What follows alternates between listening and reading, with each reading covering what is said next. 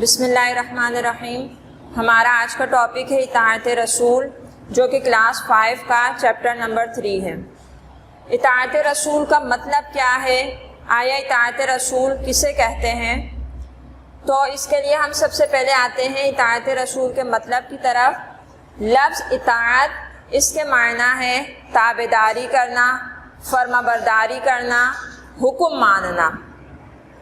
اطاعت رسول کا مطلب ہے کہ نبی پاک صلی اللہ علیہ وسلم کی اطاعت کرنا، آپ کی فرما برداری کرنا، زندگی کے ہر معاملے میں نبی پاک صلی اللہ علیہ وسلم کے ہر حکم کو دل و جان سے ماننا اور اس پر عمل کر کے دکھانا، اپنی زندگی کو اس عمل کے مطابق گزارنا۔ اطاعت رسول کی کیا اہمیت ہے؟ تو اطاعت رسول کی اہمیت بہت زیادہ ہے۔ سب سے پہلے ہم قرآن پاک کی آیت کو پیش کرتے ہیں کہ قرآن پاک میں اللہ رب العزت کا فرمان ہے کہ اطیعوا اللہ و اطیعوا الرسول، کہ اے مومنو میری اطاعت کرو اور میرے رسول کی اطاعت کرو۔ اس کی اہمیت کا اندازہ تو قرآن پاک کی اس آیت سے ہی لگایا جا سکتا ہے کہ جس میں خود رب العالمین فرما رہا ہے کہ میرے رسول کی اطاعت کرو۔ اس لیے کیونکہ قرآن پاک جو کہ ہمارے لیے ایک بہت زیادہ روشن کتاب ہے، جس میں ہماری زندگی کے ہر پہلو کے متعلق حکم ہے، ہم نے زندگی کو کیسے گزارنا ہے اور اللہ رب العزت کی عبادت کیسے کرنی ہے، تو قرآن پاک میں ہی ہمیں ہر چیز کا رب العالمین نے صرف حکم دیا ہے۔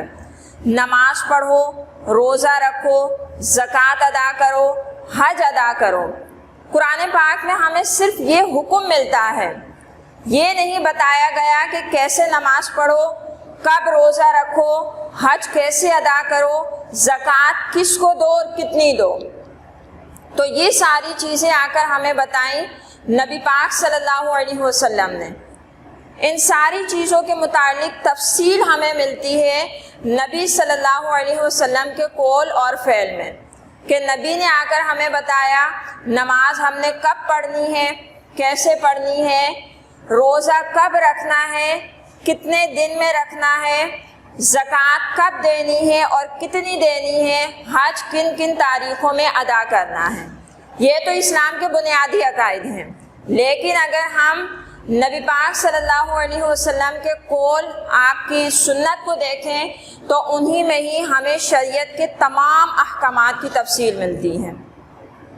تو اسی بنا پر کہا گیا ہے کہ نبی پاک صلی اللہ علیہ وسلم کی اطاعت کی جائے۔ اکثر ذہن میں یہ سوال آتا ہے کہ کیوں اطاعت کی جائے؟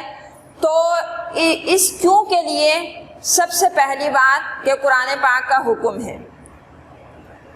قرآن پاک میں اللہ نے خود فرمایا کہ میرے نبی کی اطاعت کرو۔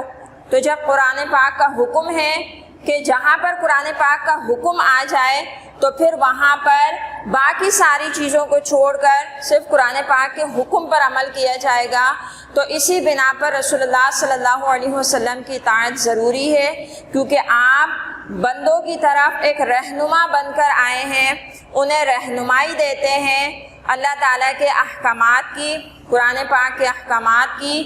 ایک آپ کی زندگی ایک روشن مثال ہے ہمارے لیے، کہ آپ کی زندگی کو دیکھ کر، آپ کے قول اور آپ کے افعال کو دیکھ کر ہمیں پتہ چلے گا کہ ہم نے زندگی کو کیسے گزارنا ہے۔